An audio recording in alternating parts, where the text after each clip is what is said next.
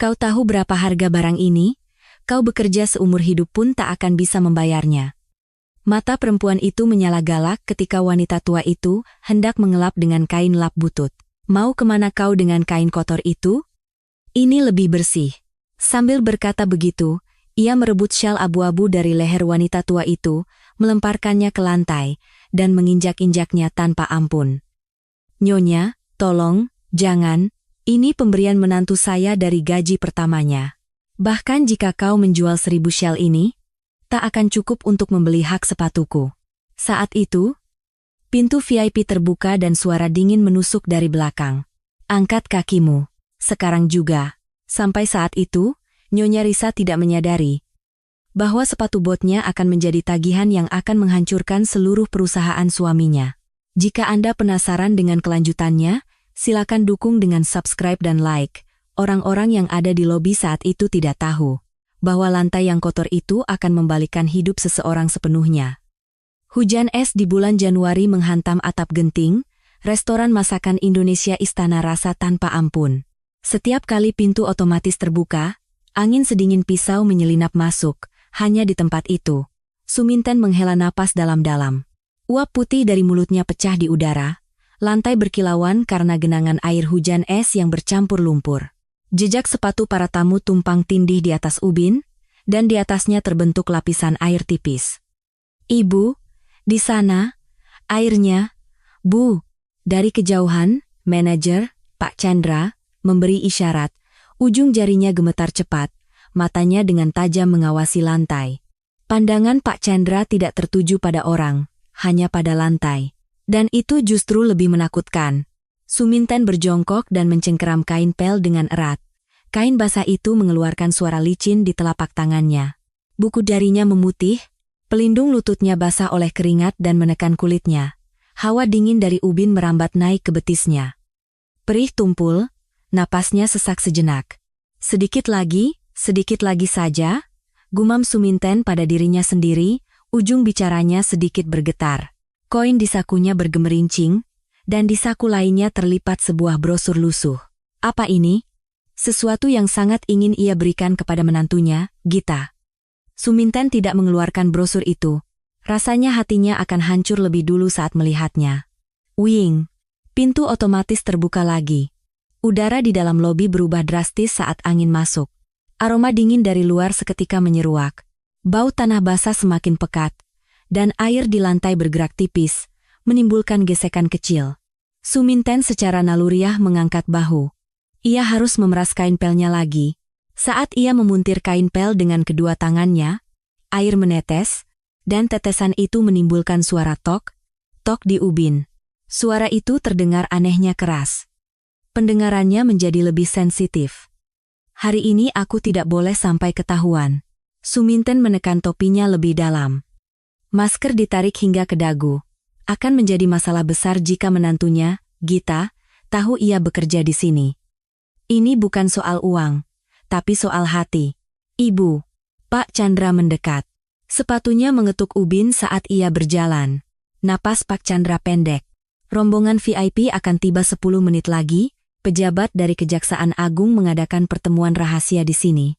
Kalau lobi ini berantakan, habislah kita. Nada bicara Pak Chandra sopan, tetapi ujungnya tajam. Suminten mengangguk, jawaban tersangkut di tenggorokannya. Dan beliau juga akan datang.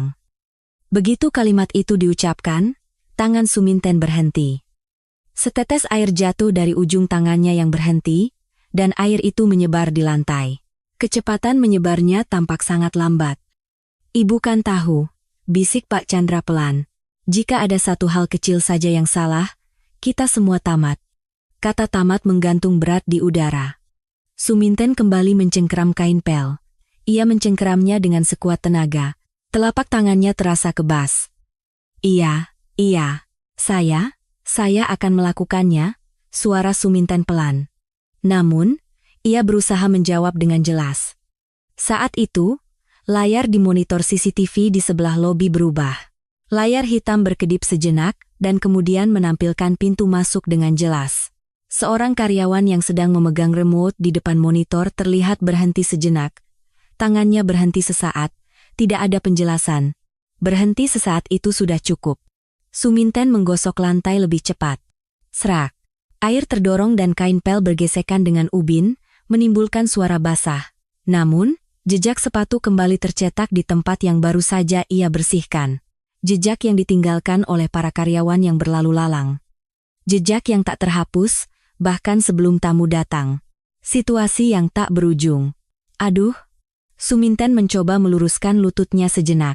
Saat itu, terdengar suara gesekan kecil dari lututnya. Terasa seperti suara kulit yang tergores. Suminten mengatupkan giginya. Rasanya ia tidak akan bisa berdiri lagi jika berjongkok di sini. "Ibu, permisi," teriak seorang karyawan dari dapur sambil bergegas lewat. Hati Suminten mencelos mendengar satu kata itu. Panggilan ibu itu sejenak terdengar seperti suara menantunya. Aneh. Telinganya menipunya. Suminten secara refleks menekan topinya lebih dalam. Tali masker ditarik lebih kencang, dan ia menundukkan kepalanya. Tubuhnya bersembunyi lebih dulu. Saat hatinya mengikuti, "Oh, maaf. Saya terburu-buru," kata karyawan itu sambil meminta maaf, tetapi Suminten pura-pura tidak mendengar. Jantungnya berdebar kencang sekali, dan debaran itu terasa bergema di dalam telinganya. Ujung jarinya mendingin. Suminten merogoh sakunya. Syal abu-abu yang dibungkus dalam kantong plastik. Syal yang diberikan menantunya, Gita, dari gaji pertamanya. Suminten tidak mengeluarkan syal itu. Sebaliknya, ia menekan sedikit sudut kantong plastik itu. Ia hanya memastikannya dengan sentuhan. Bertahan hanya dengan mengetahui syal itu ada. Sedikit lagi, Suminten kembali menggosok. Saat itu, pintu otomatis terbuka lagi. Kali ini anginnya lebih kencang. Aroma yang masuk dari luar berbeda. Bau kulit dari dalam mobil, udara yang sedikit bercampur parfum mahal. Bukan bau orang, melainkan bau benda dingin. Genangan air di depan lobi terciprat. Serak. Dengan suara itu, air lumpur menyebar di atas ubin. Tepat di atas tempat yang baru saja dibersihkan Suminten. Pupil mata Suminten bergetar. Napasnya memendek. Di luar, mesin mobil meraung pelan. Lalu suara pintu mobil ditutup. Duk. Setelah itu, keheningan singkat, tetapi penuh tekanan. "Ibu. Ibu." Pak Chandra memberi isyarat lagi. Kali ini suaranya lebih mendesak. "Sudah datang." Hanya satu kata, "datang." Mendengar itu, Suminten mencoba memeras kain pel sekali lagi. Ia mengerahkan kekuatannya, jari-jarinya gemetar, dan air menetes. Suminten mengelap lantai untuk terakhir kalinya. Serak, suaranya menjadi lebih keras. Lalu, perlahan ia mengangkat kepalanya. Di depan lobi, di atas genangan lumpur, ujung sepatu bot panjang berbahan kulit pernis yang berkilauan terlihat turun. Hanya ujung kakinya yang terlihat. Saat ujung kaki itu menyentuh ubin, Suminten secara naluriah merendahkan tubuhnya. Ia kembali mencengkeram kain pel. Mencengkeramnya lebih erat agar tidak terlepas dari tangannya. Pintu otomatis lobi terbuka sepenuhnya. Bersamaan dengan itu, aroma parfum yang pekat dan tajam, sangat berbeda dengan udara dingin di luar, menyeruak masuk, seperti dinding tak kasat mata yang mendorong masuk. Suminten secara naluriah menundukkan kepalanya lebih dalam. Yang terlihat di bawah topinya hanyalah sepatu bot panjang berbahan kulit pernis yang berkilauan di atas genangan lumpur. Terdengar desahan seorang wanita. Desahan yang sangat singkat dan tajam, penuh dengan kekesalan. Suara itu membuat udara di lobi membeku seketika. Wanita itu menutup hidungnya begitu masuk ke lobi. Dan pandangannya tidak tertuju pada wajah orang, melainkan pada ujung sepatu kets usang Suminten. Perlahan, sangat perlahan, dari sepatu kets ke celana panjang yang sudah melar di bagian lutut, lalu ke punggungnya yang bungkuk. Di setiap tempat yang disentuh pandangannya, terasa penghinaan yang seolah mengelupas daging. Wanita itu tidak sedang melihat orang. Ia sedang menilai sebuah barang yang harus disingkirkan. "Ibu?" Wanita itu membuka mulut, suaranya datar. "Lantainya kenapa begini? Ujung sepatuku jadi kotor." Wanita itu menjulurkan ujung sepatunya yang kotor karena terciprat lumpur. Ujung sepatu runcing itu didorong hingga ke depan hidung Suminten. Jaraknya begitu dekat hingga lumpur yang menempel di ujungnya terasa akan segera mengenai wajah Suminten. Maaf, Nyonya." Karena hujan, Suminten buru-buru mengambil handuk kering yang terselip di pinggangnya. Tangannya gemetar. Harus cepat dibersihkan. Harus cepat-cepat mempersilakan wanita ini masuk, hanya itu yang ada di pikirannya. Jika terjadi keributan di sini, tamu-tamu lain di dalam, atau mungkin saja menantunya akan keluar. Suminten membungkukkan badannya 90 derajat sambil mengulurkan tangannya. Sini, Nyonya. Biar saya bersihkan. Lepaskan saja. Namun, wanita itu tidak bergeming. Tidak ada tanda-tanda ia akan melepas sepatunya. Sebaliknya, wanita itu menyilangkan kakinya dan mengetuk-ngetukkan ujung sepatunya ke lantai. Seolah-olah memanggil seekor anjing, ia mengetuk lantai dengan ujung sepatunya. Apa yang kau lakukan? Kenapa tidak dibersihkan? Kata wanita itu. Tangan Suminten berhenti di udara. Ya? Maksud Nyonya, saya harus membersihkannya selagi dipakai? Apa kau tidak mengerti perkataanku? Suminten sejenak tidak percaya dengan pendengarannya. Menyuruh membersihkan sepatu yang sedang dipakai di hadapan orang? Ini bukan lagi membersihkan. Ini adalah penghinaan terang-terangan yang menuntut kepatuhan. Tenggorokan Suminten tercekat. Nyonya? Itu, begitu Suminten dengan susah payah membuka mulut, alis wanita yang digambar tajam itu menukik galak. Hei, ibu, di sini bukan tempat melepas sepatu. Apa kau mau aku berdiri dengan kaki telanjang sekarang? Tidak, saya akan berikan sandal. Kalau Nyonya mau melepasnya, saya akan bersihkan. Merepotkan sekali. Kapan lagi aku harus melepas dan memakainya? Lagi pula, stokingku ini sutra dari Italia. Kalau sampai rusak saat dilepas, apa kau mau tanggung jawab? Tidak mau. Teriakan wanita itu menggema di lobi. Para karyawan yang lewat terkejut dan berhenti, tetapi tidak ada seorang pun yang mendekat. Wanita itu dengan angkuh membentak. Stokingku ini sutra dari Italia. Kalau sampai basah karena setetes air pun, kau mau tanggung jawab? Kau jual dirimu pun tidak akan bisa membayarnya. Uang? Pada akhirnya, semua kembali ke soal uang. Kata-kata yang keluar dari mulut wanita itu menusuk hati Suminten. Jual dirimu pun tidak akan bisa membayarnya. Kata-kata itu menusuk seperti belati. Suminten menggigit bibirnya dengan erat. Rasa anyir darah terasa di mulutnya. Jika aku melawan di sini, tamatlah riwayatku. Jika aku membuat keributan hanya untuk mempertahankan harga diriku, aku akan mencoreng nama baik menantuku. Tiba-tiba, terlintas musim dingin 3 tahun lalu. Hari ketika Gita lulus ujian menjadi jaksa. Wajah menantunya yang berlari membawa surat kelulusan sambil gemetar kedinginan dengan jaket padding yang sudah usang. Ibu, aku berhasil. Sekarang penderitaan ibu sudah berakhir. Aku akan membuat ibu bahagia. Kenangan saat ia memeluk menantunya dan menangis terseduh-seduh. Menantunya yang berharga itu sekarang ada di suatu tempat di balik pintu itu. Baiklah. Aku akan menahannya. Aku hanya perlu bersujud seolah-olah aku sudah mati. Suminten memejamkan matanya rapat-rapat. Dan perlahan, sangat perlahan, ia menekuk lututnya. Kriet.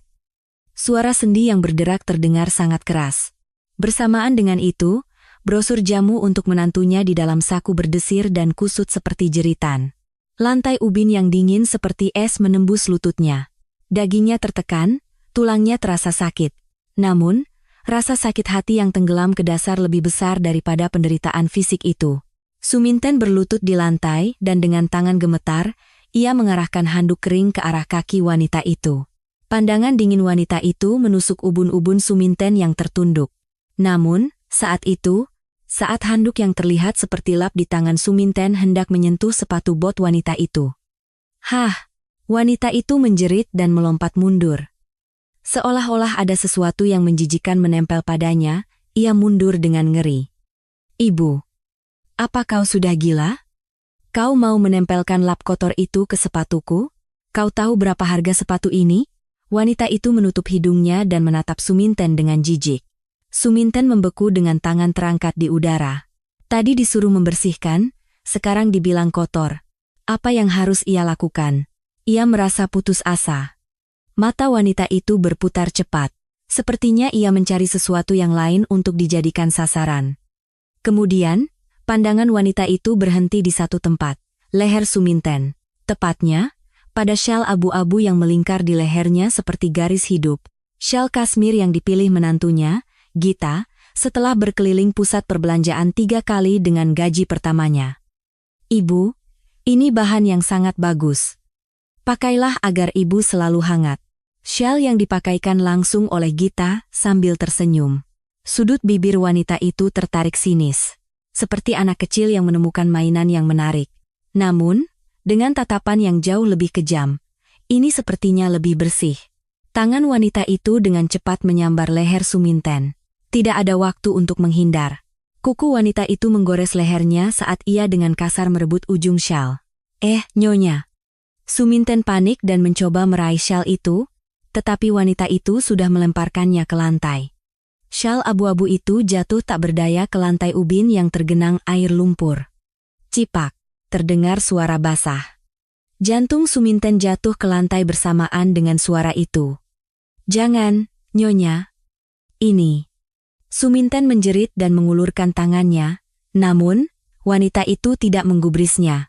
Sebaliknya, ia perlahan mengangkat ujung sepatu botnya yang runcing ke atas syal yang basah oleh air lumpur. Dengan pelan, sangat pelan, ia mulai menekannya dengan sekuat tenaga.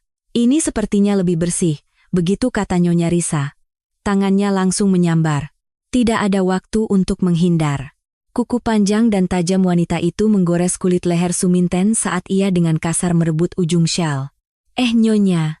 Suminten panik dan mengulurkan tangannya, tetapi tangan wanita itu tanpa ampun, syal abu-abu yang direbut dengan kasar itu melayang di udara. Seperti burung yang sayapnya patah, syal itu jatuh tak berdaya ke lantai. Cipak, terdengar suara basah. Suara itu menggema di dinding marmer lobi dan masuk ke telinga Suminten. Pupil mata Suminten bergetar. Syal macam apa itu? Hadiah dari menantunya, Gita.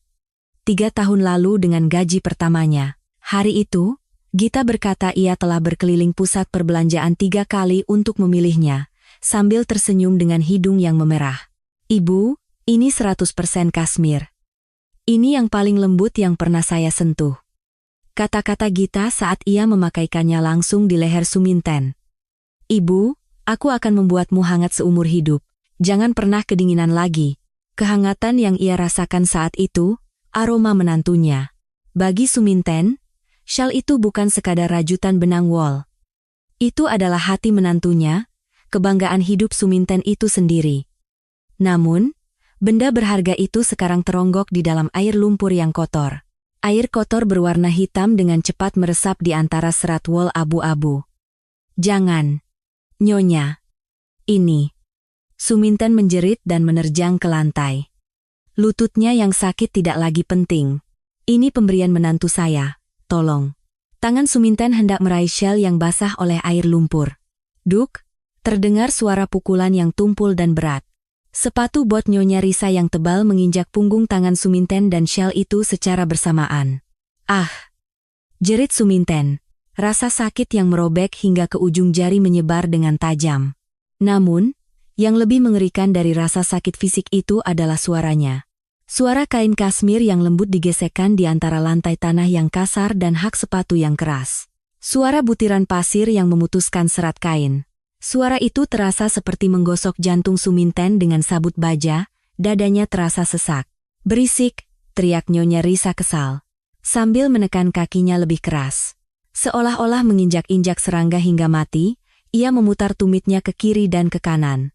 Menantu, jangan jual cerita sedih di sini. Apa hebatnya syal murahan pemberian menantu?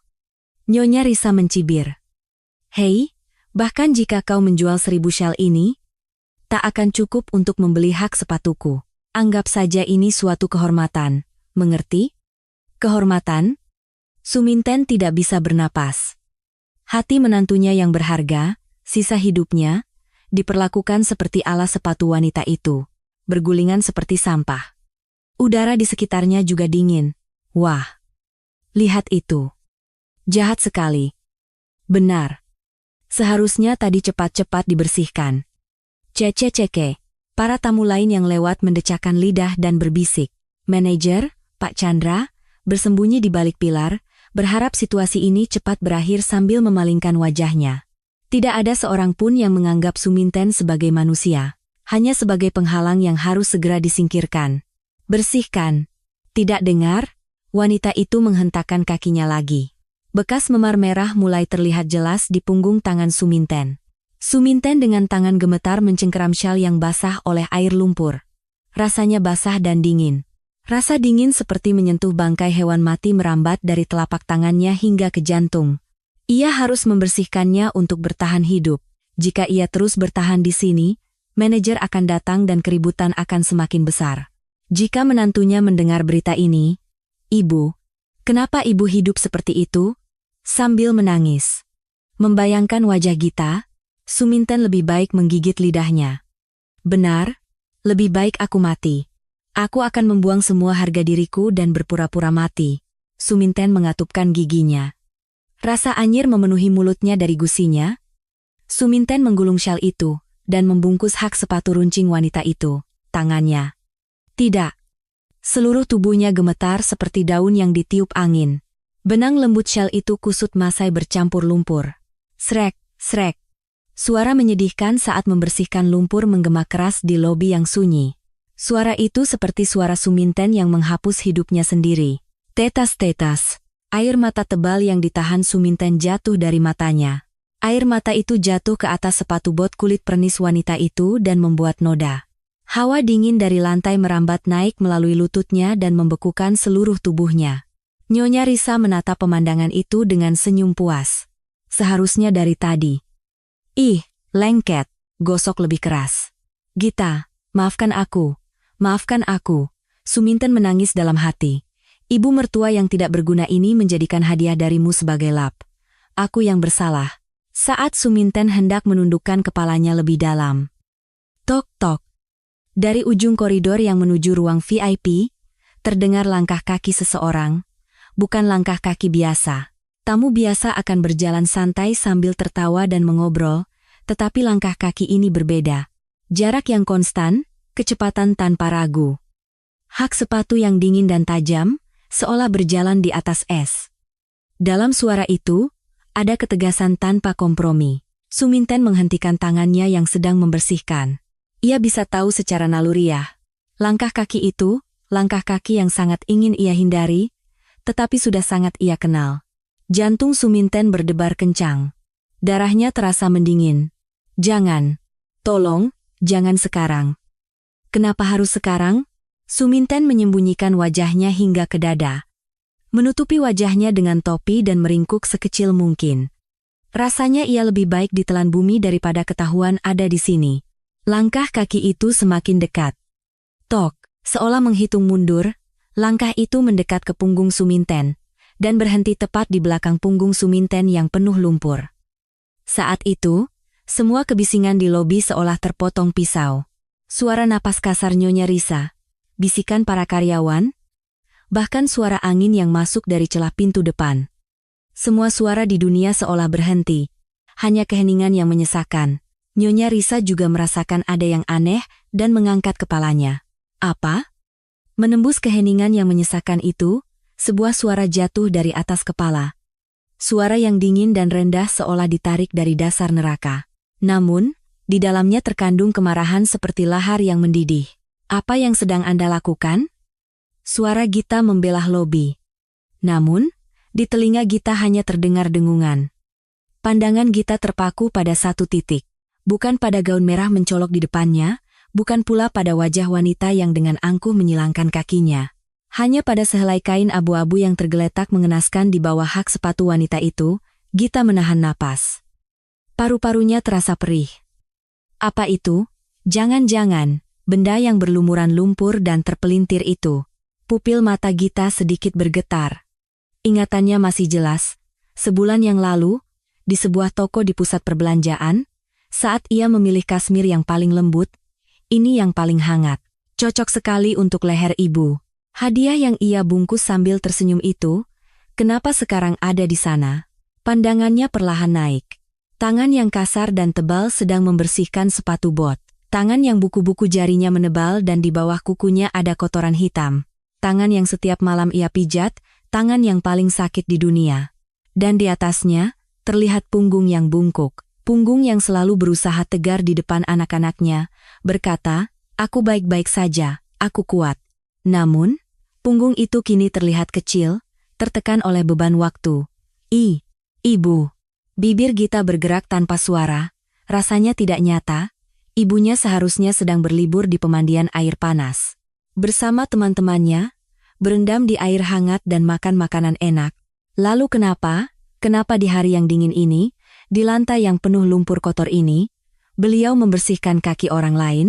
Saat itu, tieng. Suara tajam menembus otak Gita. Tinnitus. Semua suara dunia terhalang, hanya suara frekuensi tinggi yang mekanis itu yang memenuhi kepalanya. Jantungnya berdebar tidak teratur. Inikah yang disebut darah mendidih? Sesuatu yang panas naik dari ujung kakinya, melilit lehernya, dan meledak hingga ke ubun-ubun.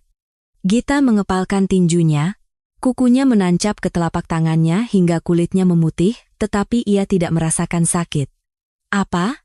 Siapa kau?" Nyonya Risa menoleh dengan wajah kesal.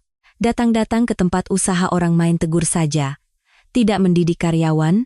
Suara angkuh Nyonya Risa menembus tinnitus dan menghantam gendang telinga Gita. Mata Gita perlahan beralih ke Nyonya Risa. Di matanya tidak ada lagi kebingungan atau kesedihan. Hanya ada niat membunuh. Seperti tatapan dingin seekor pemangsa sebelum menerkam mangsanya. Gita melangkah maju. Suara hak sepatunya yang menggema di lantai marmer terdengar sangat keras. "Gita." Suminten yang tertunduk di lantai mengangkat kepalanya. Wajah Suminten yang terlihat dari balik pinggiran topinya berantakan karena lumpur dan air mata. Mata Suminten dipenuhi ketakutan. Rasa malu karena ketahuan oleh menantunya. Rasa putus asa karena menunjukkan penampilannya yang menyedihkan. "Jangan kesini, nak. Jangan lihat." Suminten bergumam dengan suara serak sambil semakin meringkuk, seolah-olah ingin menghapus keberadaannya sendiri. Ia mencoba masuk ke dalam lantai. Melihat pemandangan itu, akal sehat Gita benar-benar putus. Sesuatu di dalam dadanya meledak. Gita berjalan dengan langkah mantap dan berdiri tepat di depan Nyonya Risa. Bayangan Gita menutupi wajah Nyonya Risa. Merasakan hawa dingin, Nyonya Risa bergidik dan mencoba mundur, tetapi punggung kursinya menghalanginya. Kau siapa? Kenapa melotot?" Nyonya Risa berteriak, tetapi suaranya sedikit bergetar. Ia merasakan secara naluriah bahwa wanita di depannya bukanlah lawan yang bisa ia hadapi dengan sembarangan. Gita tidak menjawab, sebaliknya ia perlahan menurunkan pandangannya ke arah kaki Nyonya Risa. Sepatu bot kotor yang masih menginjak syal Suminten. Bibir Gita terbuka. "Angkat kakimu."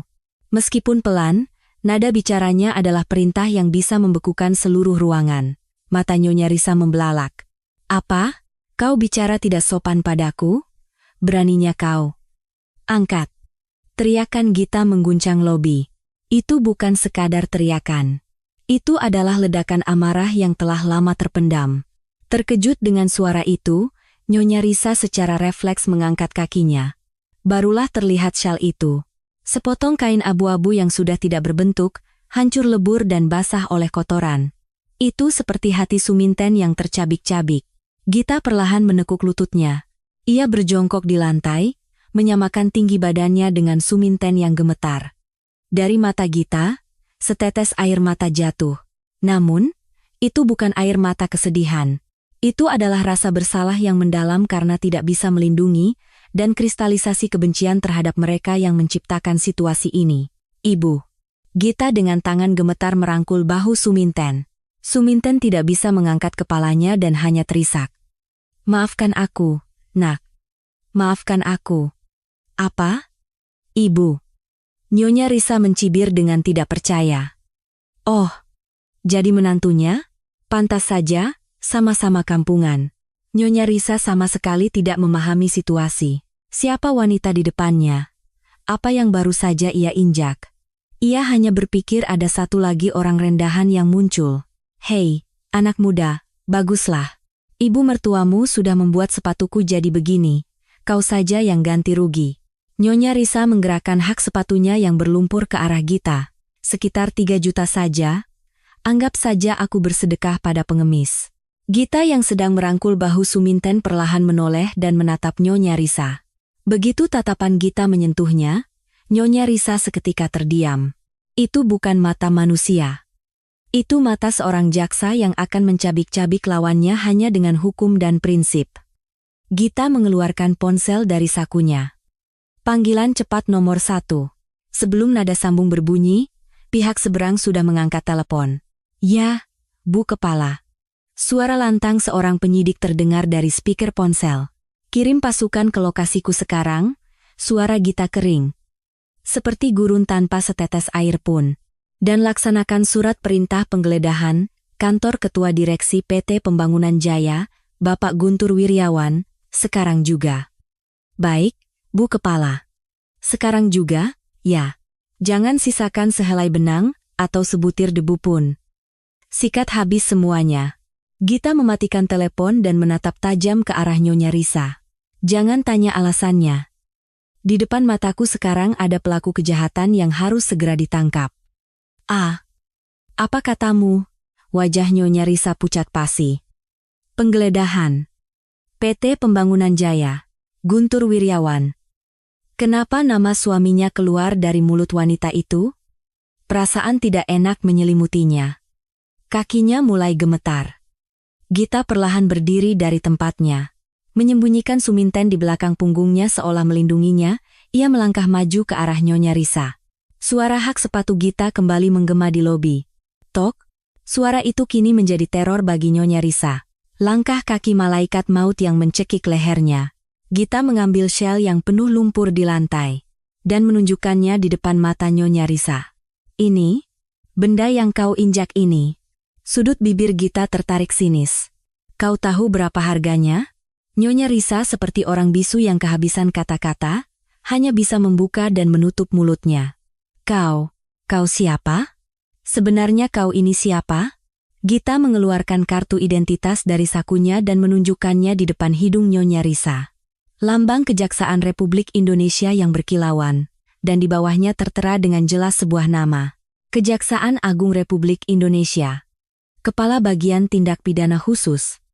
Jaksa Gita Prameswari. Hitung baik-baik, kata Gita sambil menutup kartu identitasnya dengan bunyi klik. Bahkan jika kau mengorbankan seluruh hidupmu, bahkan jika kau menjual seluruh perusahaan suamimu, kau tidak akan pernah bisa membayar harga martabat ibuku yang kau injak-injak hari ini. Kejaksaan Agung. Bibir Nyonya Risa bergetar hebat.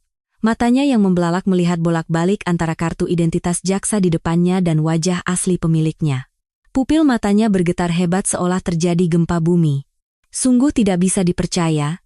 Menantu dari seorang wanita tua petugas kebersihan restoran yang lusuh adalah seorang jaksa, bukan jaksa biasa, melainkan kepala bagian tindak pidana khusus. Ini palsu. Sekarang banyak sekali penipu. Beraninya kau menunjukkan kartu identitas palsu, teriak Nyonya Risa. Itu adalah perlawanan terakhirnya untuk menyangkal kenyataan. Hei, manajer, apa yang kau lakukan? Kenapa tidak panggil polisi dan seret keluar wanita-wanita ini? Teriakan Nyonya Risa menggema di lobi, tetapi manajer, Pak Chandra, hanya berdiri kaku di balik pilar dengan wajah pucat pasi. Ia sudah mengenalinya. Wajah Gita, wajah dingin yang ia lihat di berita saat konferensi pers penyelidikan kasus korupsi perusahaan besar, mau panggil polisi? Gita mencibir. Baguslah, tidak perlu repot-repot. Mereka sedang dalam perjalanan. Begitu kalimat itu selesai diucapkan, pintu otomatis lobi terbuka. Duk, duk. Langkah kaki para penyidik menggema di lobi. 6 orang penyidik berjas hitam menyerbu masuk. Di tangan mereka ada tas kerja dan kamera untuk dokumentasi, dan di dada mereka berkilauan lencana kejaksaan. Para pegawai hotel terkejut dan menepi. Seolah-olah laut merah terbelah, para penyidik berjalan lurus ke arah Gita. Bu Kepala, kami sudah tiba. Penyidik Kim yang memimpin rombongan berdiri di depan Gita dan membungkuk singkat. Gerakan yang efisien, sikap yang tegas. Siapapun bisa melihat bahwa mereka adalah anjing pemburu yang terlatih. Mulut Nyonya Risa ternganga. Ia mundur selangkah dan hampir tersandung kaki kursi. Apa-apaan kalian ini? Gita memberi isyarat dengan dagunya ke arah penyidik Kim. Surat perintah sudah dikeluarkan. Kantor pusat PT Pembangunan Jaya, kediaman Ketua Direksi Guntur Wiryawan, dan penyidik Kim menatap Nyonya Risa dengan dingin. Termasuk penangkapan tersangka Risa Amelia di lokasi saat ini. Tersangka? Nyonya Risa menjerit. Siapa yang tersangka? Kalian tahu siapa aku? Aku istri Ketua Direksi Guntur Wiryawan. Aku hafal nama kalian semua. Aku akan membuat kalian semua dipecat. Nyonya Risa mengeluarkan ponselnya. Tangannya begitu gemetar hingga ia salah memasukkan pola kunci 3 kali. Sayang, kamu di mana? Ada orang-orang gila yang... Gita hanya menatap pemandangan itu dengan tenang, lalu mengulurkan tangannya ke arah penyidik Kim. Penyidik Kim mengeluarkan salinan surat perintah dari amplop dan memberikannya ke tangan Gita. Gita menunjukkan surat perintah itu di depan wajah Nyonya Risa. Anda mencari Ketua Direksi Guntur Wiryawan? Suara Gita rendah. Beliau tidak akan menjawab telepon itu. Saat ini, di kantor pusatnya, tim kami sedang mengobrak-abrik pembukuannya. Apa? Ponsel Nyonya Risa terlepas dari tangannya dan jatuh ke lantai. Tak. Suara layar yang pecah terdengar sangat keras. Penggelapan dan penyelewengan dana berdasarkan Undang-Undang Tindak Pidana Ekonomi, Penggelapan Pajak, dan... Gita menunjuk syal yang penuh lumpur di lantai. Penganiayaan dengan pemberatan dan penghinaan? Anda akan sangat sibuk diperiksa hari ini. Udara di sekitar seketika berubah. Para tamu yang menonton mulai berbisik. Wah, gila. Ternyata benar-benar jaksa. PT Pembangunan Jaya digeledah. Bakal masuk berita nih. Lihat wanita itu. Tadi sombongnya bukan main. Sekarang rasakan. Wajah Nyonya Risa memerah dan memucat. Rasa malu dan takut bercampur aduk membuat ekspresinya menjadi aneh. Namun, ia tidak mau melepaskan harga dirinya sampai akhir. Tidak. Ia tidak bisa. Kebiasaan menginjak-injak orang dengan uang dan kekuasaan seumur hidup sudah mendarah daging. Memangnya ada bukti? Aku memukulnya? Aku hanya menyuruhnya membersihkan. Apa salahnya tamu menyuruh karyawan membersihkan? Nyonya Risa berteriak membela diri. Gita menghela napas pendek. Penyidik Kim. Ya, Bu Kepala. Amankan CCTV. Dan panggil manajer yang bersembunyi di sana sebagai saksi. Pak Chandra yang bersembunyi di balik pilar terkejut dan keluar. Bu Jaksa, saya tidak bersalah. Saya sudah mencoba mencegahnya. Nyonya itu yang memaksa. Pak Chandra menunjuk Nyonya Risa untuk menyelamatkan dirinya. Dikhianati oleh manajer yang ia percayai, pupil mata Nyonya Risa bergetar. Ia terpojok. Gita perlahan mendekati Nyonya Risa. Buktinya lebih dari cukup. Gita dengan hati-hati mengambil syal yang tergeletak di lantai. Syal yang basah oleh air lumpur dan terkulai lemas. Gita memberikannya kepada penyidik Kim. Segel ini sebagai barang bukti nomor 1. Jangan sampai ada jejak yang hilang. Lalu ia berbalik menghadap Nyonya Risa lagi. Sekarang, angkat kakimu. Perkataan Gita membuat Nyonya Risa bergidik. Kenapa? Anda tidak punya hak untuk duduk menyilangkan kaki di depan ibuku. Mata Gita berkilat, tangkap dia sebagai pelaku kejahatan, satu kata itu adalah sinyal. 2 orang penyidik menyambar lengan Nyonya Risa dari kedua sisi. Lepaskan, jangan sentuh tubuhku, kalian semua akan mati. Nyonya Risa meronta, tetapi ia tidak bisa melawan cengkeraman kuat para penyidik. Anda memiliki hak untuk didampingi oleh penasihat hukum. Suara mekanis itu terdengar bersamaan dengan borgol perak yang mendekat ke pergelangan tangan Nyonya Risa. Klek. Suara logam dingin itu menembus kebisingan lobi dengan jelas. Nyonya Risa menatap borgol yang terpasang di pergelangan tangannya dengan tidak percaya. Di tempat yang tadinya ada gelang mewah, kini terpasang borgol dingin. Bibirnya membiru. Tidak. Lepaskan ini. Cepat lepaskan. Gita menatap pemandangan itu dengan dingin. Tidak ada sedikit pun rasa kasihan di matanya. Sebaliknya, seolah-olah itu belum cukup, Gita menambahkan satu kalimat lagi. Aku lupa. Gita berbisik pelan di telinga Nyonya Risa. Anda harus pergi tanpa sepatu bot itu. Itu juga barang sitaan. Hasil kejahatan yang dibeli dengan kartu kredit perusahaan. Jeritan Nyonya Risa yang seperti jeritan putus asa terdengar. Namun, Gita sudah membelakanginya. Pandangan Gita kini tertuju pada Suminten yang masih terduduk gemetar di lantai. Ini apa? Kenapa borgolnya tidak dilepas? Jeritan Nyonya Risa membentur langit-langit tinggi lobi dan berhamburan. Kedua lengannya dipegangi oleh penyidik yang tegap. Ia meronta-ronta seperti binatang yang terperangkap. Namun, borgol itu tidak terlepas. Semakin ia meronta, semakin kulit pergelangan tangannya terjepit dan meninggalkan bekas merah yang semakin jelas. Gita sama sekali tidak menghiraukan perlawanan Nyonya Risa.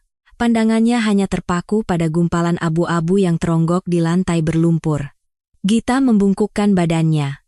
Sikap berjongkok dengan menekuk lutut, persis seperti sikap yang diambil ibu mertuanya, Suminten, beberapa saat yang lalu untuk membersihkan sepatu bot Nyonya Risa.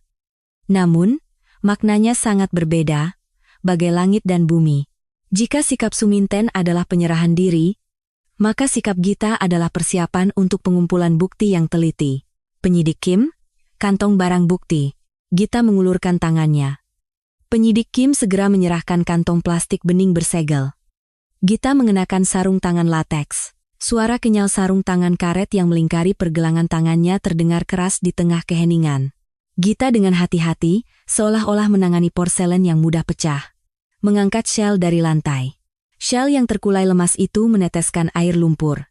Air kotor berwarna hitam membasahi lantai. Aduh, kasihan sekali. Desahan terdengar dari antara para tamu yang menonton. Dari kejauhan pun, itu bukan lagi sebuah shell. Itu hanyalah sepotong kain lap yang hancur lebur, robek, dan berlumuran kotoran. Namun, di mata Gita, itu terlihat berbeda. Butiran-butiran lumpur yang menempel di sela-sela serat kasmir yang hancur. Jejak hak sepatu runcing yang tercetak jelas. Dan yang terpenting, air mata dan keringat ibunya yang menempel di atasnya.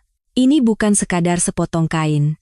Ini adalah barang bukti paling otentik di tempat kejadian perkara.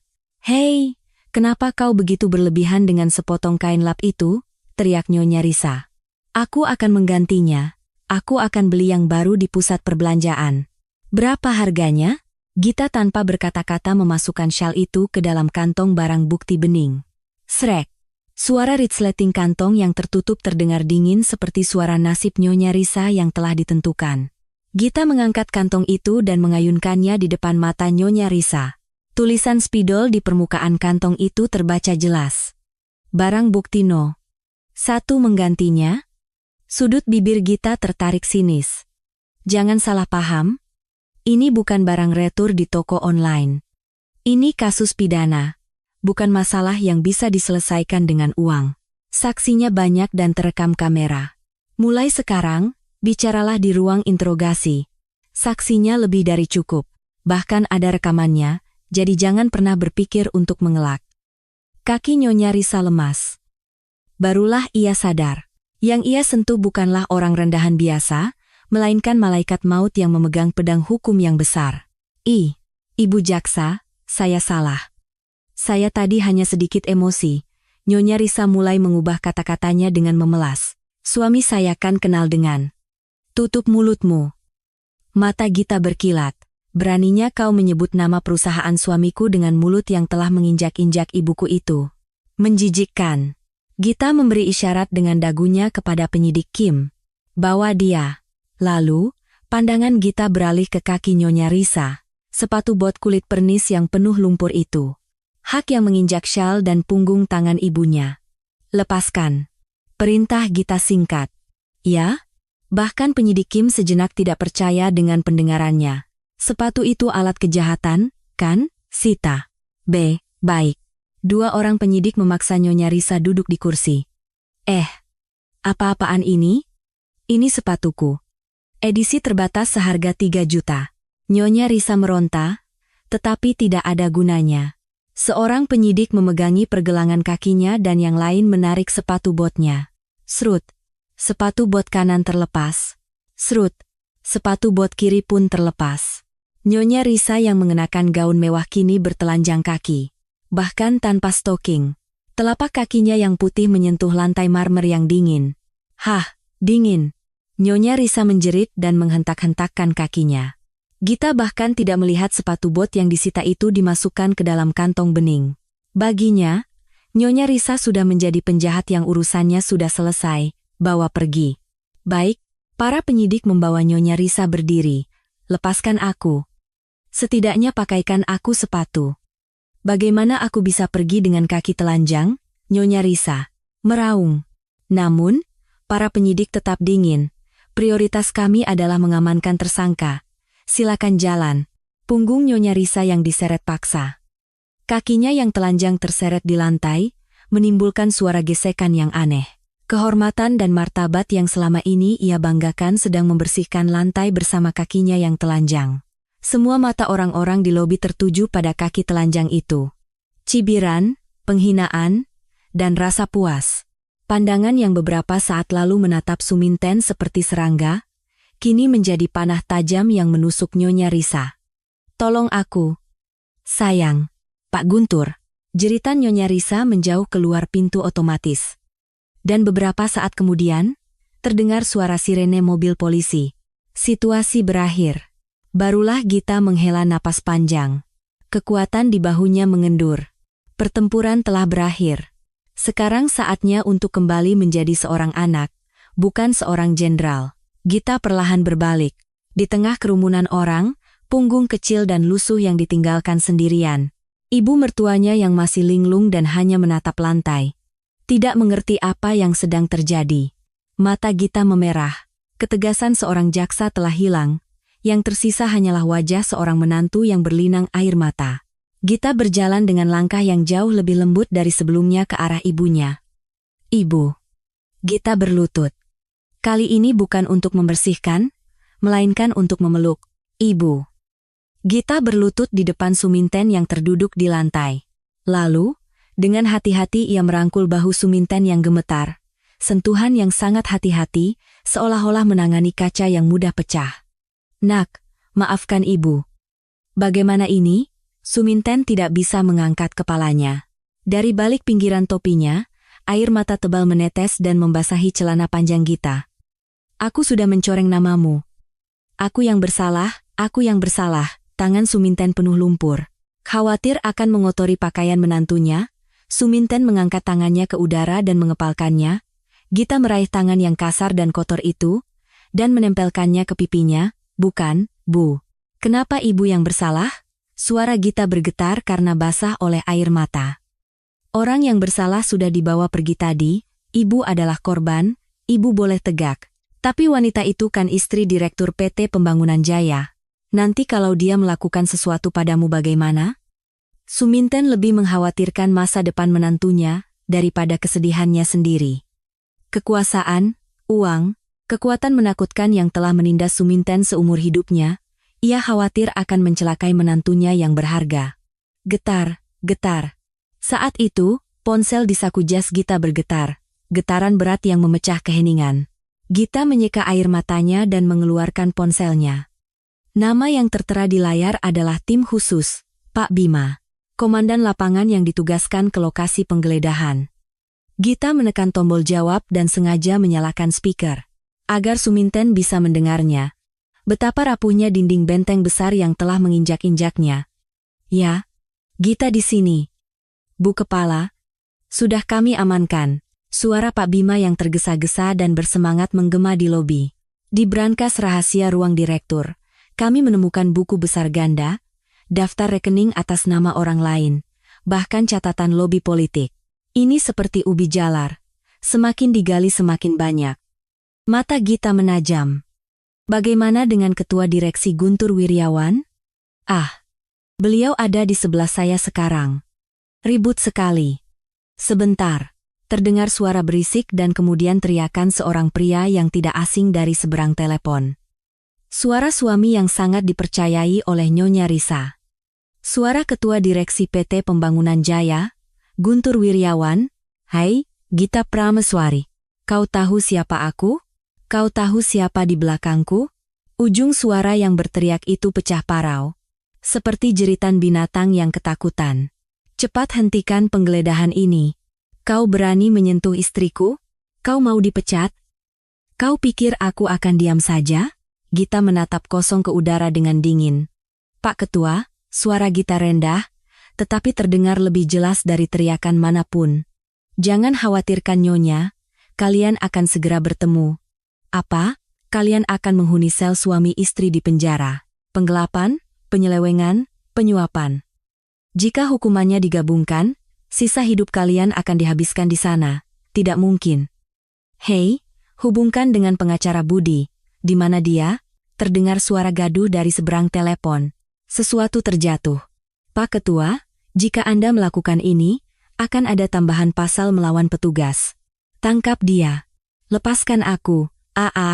Jeritan putus asa pria itu terputus-putus dan kemudian mereda bersamaan dengan suara borgol yang dipasang. Pak Bima kembali mengangkat telepon. Situasi terkendali. Guntur Wiryawan ditangkap sebagai pelaku kejahatan dan sedang dalam perjalanan. Kerja bagus. Sampai jumpa di kantor. Klik. Panggilan berakhir. Lobi menjadi sunyi. Namun, keheningan kali ini berbeda. Bukan keheningan yang penuh ketakutan dan penghinaan, melainkan keheningan yang bercampur rasa hormat dan lega. Suminten menatap kosong ke arah ponsel Gita, Ketua Direksi PT Pembangunan Jaya. Orang besar yang seumur hidupnya tidak akan pernah bisa ia temui, kini menjerit dan diseret pergi hanya dengan satu panggilan telepon dari menantunya. Keruntuhan yang sia-sia dan sempurna, seperti tali jerami busuk yang putus. Dengarkan, Bu, Gita dengan lembut memegang tangan Suminten. Sekarang tidak ada lagi yang bisa macam-macam dengan ibu. Saya tidak akan membiarkannya. Nak. Jadi, sekarang bangunlah. Ibu bukan orang yang pantas berada di tempat seperti ini. Gita menyelipkan tangannya di bawah ketiak Suminten dan membantunya berdiri. Suminten dengan terhuyung-huyung mencoba berdiri. Kakinya gemetar dan lututnya sakit, tetapi lengan kokoh menantunya menopangnya seperti pilar. Wah, gila. Menantunya ternyata jaksa. Nenek itu beruntung sekali. Barulah orang-orang di sekitar mulai berbisik. Pak Chandra tidak berani keluar dari balik pilar dan hanya gemetar ketakutan, sementara para karyawan menundukkan kepala dan mengamati situasi. Gita menatap sekeliling lobi dengan dingin. Para penonton. Orang-orang yang menonton sambil terkikik saat ibunya berlutut dan dihina. Mata mereka bertemu dengan mata Gita, dan mereka buru-buru menunduk ke lantai. Ayo, Bu. Gita dengan sengaja membersihkan pakaian Suminten yang kotor. Dan dengan bangga menggandeng lengannya. Kita pergi bersama. Angkat kepala ibu. Suminten dengan tangan gemetar memegang erat lengan menantunya. Kehangatan tubuh Gita menembus pakaiannya. Hangat, jantungnya yang membeku seolah berdetak kembali. Kedua wanita itu perlahan berjalan menuju pintu depan. Pintu otomatis terbuka dan angin dingin dari luar berhembus. Tetapi tidak lagi terasa dingin. Bahu Gita tegap, dan punggung Suminten di sebelahnya perlahan-lahan ikut tegap. Dari belakang, tidak ada yang berani berbicara.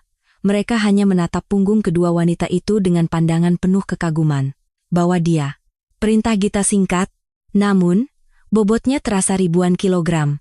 Begitu satu kata itu terucap, dua orang penyidik menyambar kedua lengan Nyonya Risa. Lepaskan. Jangan sentuh tubuhku. Nyonya Risa mengibaskan lengannya seperti orang kesetrum. Kalian tahu siapa aku? Suamiku Guntur Wiryawan? Guntur Wiryawan? Namun, para penyidik tidak bergeming. Semakin Nyonya Risa meronta, semakin kuat cengkeraman mereka di lengannya. Tersangka, Anda mau ditambah pasal melawan petugas? Harap ikut kami dengan tenang. Suara penyidik Kim yang datar justru terdengar lebih menakutkan. Ceklek, borgol logam dingin terpasang di pergelangan tangan kanannya. Ceklek, kemudian pergelangan tangan kirinya. Kedua tangannya diborgol ke belakang, membuat bahu Nyonya Risa terpelintir aneh. Sakit. Sebentar. Hei, siapa nama kalian? Aku tidak akan tinggal diam. Teriakan histeris Nyonya Risa membentur langit-langit tinggi lobi dan berhamburan.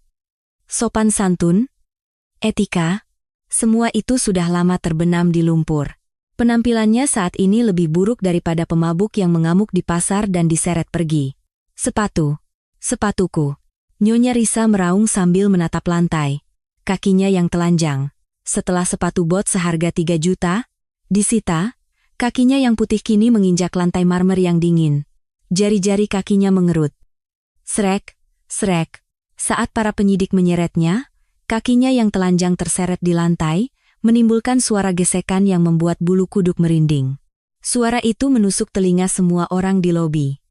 Orang-orang mulai mengeluarkan ponsel dan merekam pemandangan itu. Dihujani cibiran terang-terangan, Nyonya Risa mencoba memalingkan wajahnya untuk menghindari tatapan itu, tetapi di sekelilingnya penuh dengan lensa kamera. Benteng kesombongan yang ia bangun seumur hidupnya dengan menginjak-injak orang lain kini runtuh berkeping-keping di tengah tawaan banyak orang. Gita. Bu Jaksa. Nyonya Risa memutar kepalanya ke belakang. Mungkin dengan harapan terakhir. Aku salah. Sebentar. Kita bicara baik-baik, ya? Aku akan ganti rugi. Berapa maumu? 100 juta? 200 juta? Uang. Sampai akhir pun tetap uang. Mendengar itu, Gita sama sekali tidak bergeming. Punggung Gita sudah sepenuhnya membelakangi Nyonya Risa. Di dunianya, wanita bernama Risa Amelia sudah menjadi sosok yang terhapus. Gita berlutut di depan Suminten yang masih terduduk di lantai. Suminten masih tidak bisa mengangkat kepalanya dan gemetar hebat, bukan karena takut mendengar teriakan dan jeritan dari belakang, melainkan karena rasa bersalah telah menunjukkan pemandangan seperti ini kepada menantunya. Ibu, Gita dengan hati-hati meraih tangan Suminten yang penuh lumpur dan meletakkannya di atas lututnya. Sudah, ayo bangun. Orang berisik itu sudah pergi. Nak. Apa wanita itu benar-benar akan masuk penjara? Nanti kalau dia macam-macam denganmu bagaimana? Mata Suminten merah padam. Di saat seperti ini pun, ia hanya mengkhawatirkan anaknya. Jangan khawatir, Bu, saya lebih kuat dari dia. Lalu, Gita mengeluarkan sapu tangan dan mulai membersihkan lumpur di punggung tangan Suminten dengan sangat perlahan dan teliti. Seolah-olah sedang memoles permata yang berharga. Suami saya, Bu. Suaminya membayar pajak kepada orang yang jauh lebih menakutkan daripada suami wanita itu. Namanya hukum. Duk. Terdengar suara pintu depan tertutup dari kejauhan. Jeritan Nyonya Risa terputus. Suara sirene mobil polisi meraung keras lalu perlahan menjauh. Lobi diselimuti keheningan yang aneh. Barulah Gita berdiri dan menyelipkan lengannya di bawah ketiak Suminten untuk membantunya berdiri. Bisa bangun, Bu? Ya. Suminten mengerang dan dengan terhuyung-huyung berdiri. Lututnya tidak bisa diluruskan dan ia hampir jatuh. Tetapi Gita menopangnya seperti pilar yang kokoh. Gita mengangkat kepalanya dan menatap sekeliling lobi. Manajer? Pak Chandra? Para karyawan yang mengintip? Para tamu yang berbisik? Saat tatapan dingin Gita menyentuh mereka, orang-orang itu buru-buru menundukkan kepala atau pura-pura sibuk. Ayo, Bu? Gita dengan sengaja membersihkan debu di pakaian Suminten. Tak. Suara itu memecah keheningan lobi. Berjalanlah dengan tegap, ibu tidak melakukan kesalahan apapun. Gita menggandeng erat lengan Suminten. Kedua wanita itu berjalan menuju pintu depan. Seolah-olah laut merah terbelah. Orang-orang memberi jalan. Suminten bersandar pada lengan menantunya dan melangkah maju selangkah demi selangkah. Terasa tatapan tajam dari belakang, tetapi kehangatan tubuh menantunya di sebelahnya jauh lebih panas, sehingga Suminten bisa mengangkat kepalanya. Meninggalkan restoran itu, mereka berdua menyeberang jalan. Sebuah bangku kayu tua yang catnya sudah terkelupas di depan sebuah warung. Namun, bagi mereka berdua, itu adalah tempat yang lebih nyaman daripada ruang VIP manapun. Haft. Suminten menghela napas panjang dan duduk di bangku. Ketegangan di kakinya mengendur, dan barulah seluruh persendian tubuhnya terasa sakit. Angin malam terasa dingin, pakaiannya yang basah oleh keringat mulai mendingin, dan hawa dingin menusuk tubuhnya. Dingin, ya? Sebentar, Gita berlari masuk ke dalam warung. Dari balik jendela kaca, terlihat Gita mondar-mandir di depan lemari penghangat. Suminten menatap pemandangan itu dengan linglung. Rasanya seperti mimpi. Beberapa saat yang lalu ia merangkak di dasar neraka, dan sekarang ia sedang menunggu menantunya. Ting! Gita keluar. Di kedua tangannya ada 2 botol wedang jahe yang masih mengepul dan 2 buah kompres hangat. Pegang ini dulu, Bu. Gita menggosok kompres hangat itu dan memasukkannya ke dalam kedua saku Suminten. Lalu, ia membuka tutup botol wedang jahe dengan bunyi plop dan memberikannya. Hati-hati, panas. Suminten menerima botol itu. Ujung jarinya begitu dingin hingga panas botol kaca itu terasa seperti nyeri, lalu berubah menjadi kehangatan. Saat ia meniup uapnya, Asap putih mengepul. Terima kasih, nak. Suminten tidak bisa meminumnya, dan hanya memain-mainkan botol itu. Dengan kepala tertunduk, bahu Suminten kembali bergetar. Maafkan aku, Gita. Maafkan aku. Air mata yang ditahan akhirnya pecah. Aku ibu mertua yang tidak berguna. Orang tua bukannya istirahat di rumah malah keluar dan membuat masalah, mencoreng namamu. Suminten mengeluarkan selembar brosur yang sudah lecek dari sakunya. Kertas yang sejak tadi ia pegang seperti nyawanya sendiri. Jamu penambah stamina dengan kandungan ginseng. Akhir-akhir ini kau sering lembur sampai wajahmu pucat. Aku mau membelikanmu ini, makanya aku keluar bekerja. Suminten melanjutkan dengan terisak. Aku ini bodoh. Bukannya membelikanmu jamu, malah membuat syal pemberianmu jadi lap. Mata Gita membelalak. Ia pikir ibunya keluar hanya untuk mencari uang saku. Ternyata, alasan beliau merangkak di lantai yang dingin itu hanyalah karena sebotol jamu untuk menantunya. Gita meletakkan botol wedang jahe yang ia pegang di bangku, dan menggenggam tangan kasar Suminten dengan kedua tangannya. Suminten mencoba menarik tangannya. Jangan dipegang. Kotor. Bau. Ibu. Gita memegang tangannya lebih erat, seolah tidak akan melepaskannya. Lihat aku. Suminten dengan wajah penuh air mata menatap menantunya. Dari mata Gita, air mata juga mengalir deras. Namun, ekspresinya tersenyum. Senyum yang paling sedih sekaligus paling marah. Bagi saya, Bu, lutut ibu 100 kali, 1000 kali lebih berharga daripada lencana jaksa Republik Indonesia. Suara Gita bergetar. Pakaian jaksa ini bisa saya lepas kapan saja, tapi ibu hanya ada satu di dunia. Gita menarik tangan Suminten dan menempelkannya ke pipinya. Terasa tekstur telapak tangan yang kasar dan pecah-pecah di pipinya. Saat aku melihat wanita itu membuat ibu berlutut tadi, aku benar-benar hampir gila. Rasanya jantungku seperti tercabik-cabik. Nak, jadi, tolong jangan katakan itu lagi. Ibu mertua yang tidak berguna? Bagi saya, ibu adalah orang yang paling saya banggakan di dunia. Suminten menangis terseduh-seduh. Iya, aku mengerti, aku yang salah pikir. Bukan kesedihan, melainkan air mata kebahagiaan yang meluap-luap. Semua perlakuan buruk dan kesedihan yang ia terima seumur hidupnya lenyap seperti salju yang mencair dengan satu kata dari menantunya. Mereka berpelukan dan menangis cukup lama. Orang-orang yang lewat menatap mereka, tetapi mereka tidak peduli. Di tengah kota yang dingin ini, hanya bangku mereka berdua yang terasa hangat seperti menyalakan perapian. Haft. Suminten mendengus dan menyeka air matanya. Sudah merasa lebih baik, Bu? Tanya Gita sambil memberikan tisu. Ya? Rasanya lega sekali. Suminten meminum seteguk wedang jahe. Ia pikir sudah dingin. Tetapi ternyata masih hangat. Cairan manis dan sedikit pahit itu mengalir di tenggorokannya, menghangatkan tubuhnya yang membeku. Ibu, janji satu hal. Janji apa? Jangan bekerja lagi. Saya tidak perlu minum jamu, saya kuat. Cukup dengan sayur asem buatan ibu saja. Gita tersenyum. Akhir-akhir ini saya tidak bersemangat karena tidak makan sayur asem ibu. Suminten ikut tersenyum. Kerutan di sekitar matanya terlihat jelas, tetapi wajahnya terlihat lebih cantik dari sebelumnya. Baiklah, besok langsung ibu buatkan dengan potongan daging sapi yang besar. Ya, saya akan makan 2 porsi. Ayo. Gita berdiri dan membelakangi Suminten. Naik, Bu. Aduh, tidak usah. Malu-maluin saja, menantu sudah besar kok digendong. Cepat, Bu. Saya habis olahraga, jadi kuat. Lutut ibu kan sakit.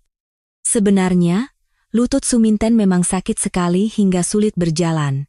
Suminten dengan ragu-ragu naik ke punggung menantunya. Punggung menantunya ternyata lebih lebar dan kokoh dari yang ia duga. Berat ya? Tidak.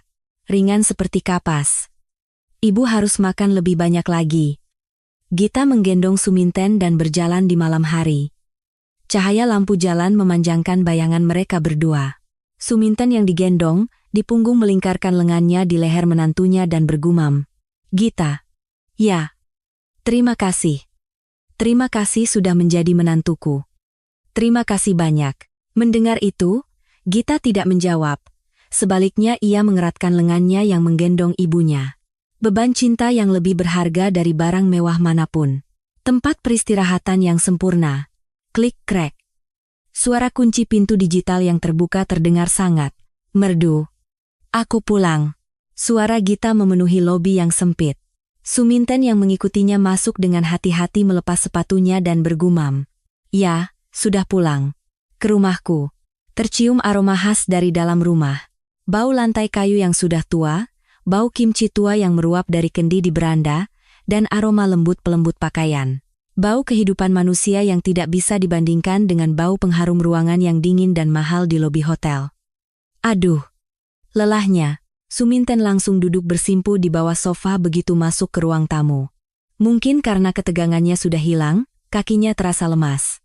Gita langsung menaikkan suhu pemanas ruangan. Rumahnya agak dingin. Ya, sebentar lagi akan hangat. Gita masuk ke kamar tidur, berganti pakaian santai, dan keluar.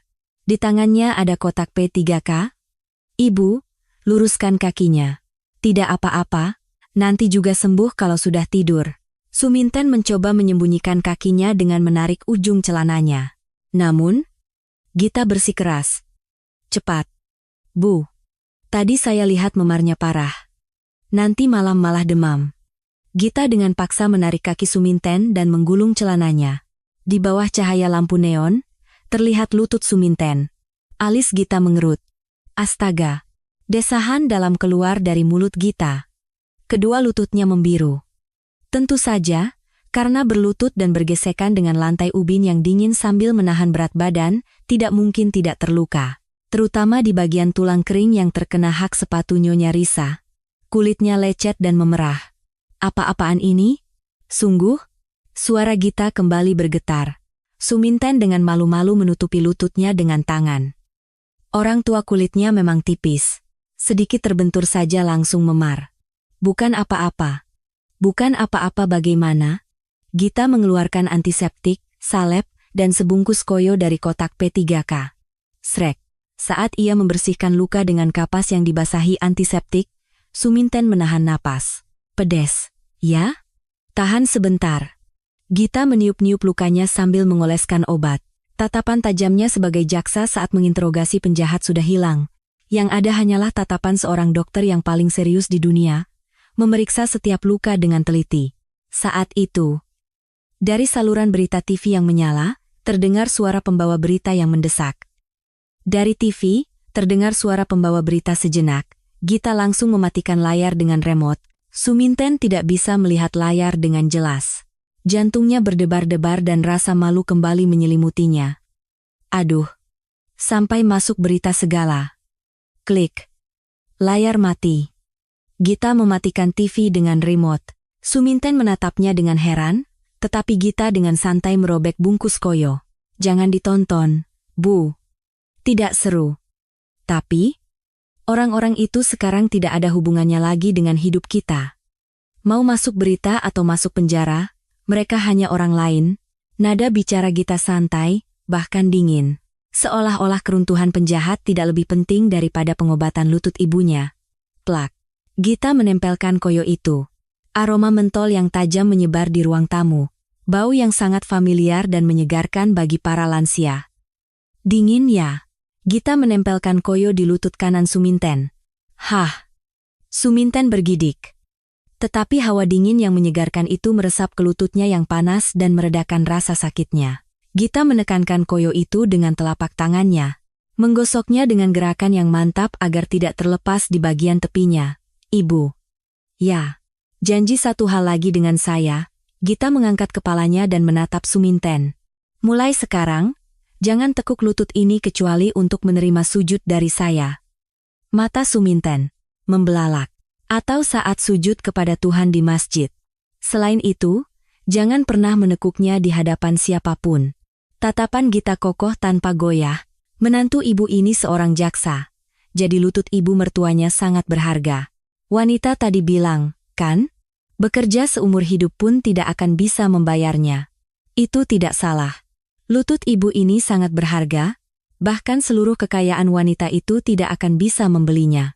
Tenggorokan Suminten tercekat, tidak bisa berkata-kata. Seumur hidupnya ia selalu membungkuk. Membungkuk untuk menyiapkan meja makan suami, membungkuk untuk mengurus anak-anak, dan membungkuk untuk membersihkan lantai rumah orang lain demi mencari nafkah. Ia pikir itu wajar. Namun, menantunya berkata, "Lututmu itu berharga." "Ya, aku mengerti. Aku tidak akan membungkuk lagi. Kalau kau bilang begitu berharga, aku harus menjaganya." Suminten menyeka air matanya dan tersenyum. "Ya, harus dijaga." Gita menempelkan koyo di lutut yang satunya lagi. Koyo putih menempel di kedua lututnya. Seperti medali. "Sudah. Sekarang tidur yang nyenyak." Gita merapikan kotak P3K. Malam semakin larut. Di luar, salju mulai turun lagi, tetapi di dalam rumah terasa hangat karena pemanas ruangan. Gita membawa selimut dari kamar tidur. "Malam ini kita tidur di sini bersama, Bu. Aku akan memijat kaki Ibu semalaman." "Aduh, sempit. Nanti kau tidak nyaman." "Tidak apa-apa, pas sekali." Mereka berdua menggelar selimut di lantai ruang tamu dan berbaring berdampingan. Setelah lampu dimatikan, cahaya lampu jalan masuk dengan lembut dari balik jendela. Di samping Suminten yang berbaring menatap langit-langit, Gita merapat dan berbaring dengan lengan Suminten sebagai bantal. "Gita. Iya, hari ini kau benar-benar hebat. Dan aku merasa lega." Mendengar perkataan Suminten, Gita terkekeh. "Benar? Kan? Aku juga merasa lega." Ibu lihat tidak ekspresi wanita itu saat diseret dengan kaki telanjang? "Lihat, aduh, kasihan sekali. Tapi hidup manusia memang sesaat ya. Makanya, kita hidup dengan baik.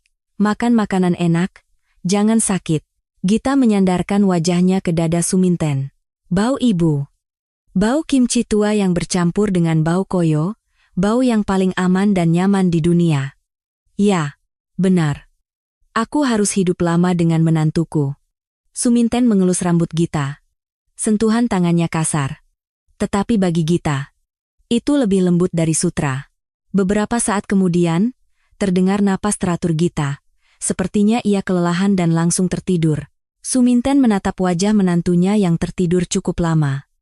Di luar, angin sedingin pisau berhembus dan dunia berisik, tetapi di dalam rumah kecil yang beralaskan selimut tua ini terasa damai. Suminten sedikit menggerakkan lututnya. Di atas rasa sakit yang berdenyut, terasa kesejukan dari koyo, seperti perisai pelindung yang dipasangkan oleh menantunya. Sudah tidak sakit. Sama sekali tidak sakit. Suminten tersenyum dan memejamkan matanya. Memar di lututnya suatu saat akan hilang.